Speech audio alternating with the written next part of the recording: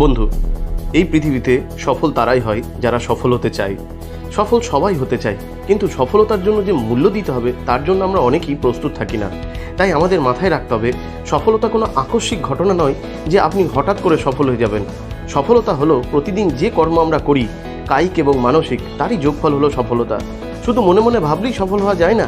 যেমন চিনি চিনি বললে মুখ মিষ্টি হয় না, চিনি খেতে হয়। ঠিক সেরকমই সফল হব বললে বা ভাবলে সফলতা আসে না, তার জন্য প্রপার অ্যাকশনের দরকার আছে। ঠিক সেই রকম প্রচুর পরিশ্রম করলেও সফলতা আসে না, তার জন্য একটা সঠিক রাস্তা, সঠিক দিশা, সঠিক সঙ্গ, সঠিক গুরু এবং একটা সঠিক মানসিক প্রস্তুতি থাকার দরকার আছে। তাই সফলতার জন্য আমাদের নিজেদের উপযুক্ত বানাতে হবে। প্রতিদিন একই কাজের বারংবার অভ্যাস করতে হবে, তবেই সফলতা আসবে। তাই সফলতার জন্য প্রতিদিন তোমাকে কিছু সময় দিতে হবে অভ্যাস করার জন্য। এর জন্য আগে থেকেই তোমাকে সেই মানসিক প্রস্তুতি রাখতে হবে। মার্কাস গার্ভি বলেছিলেন, with confidence you have already won before you have started. যদি বিশ্বাস করতে পারো তবে জেনে রাখো, কর্ম শুরুর পূর্বেই জয় নিশ্চিত করা যায়।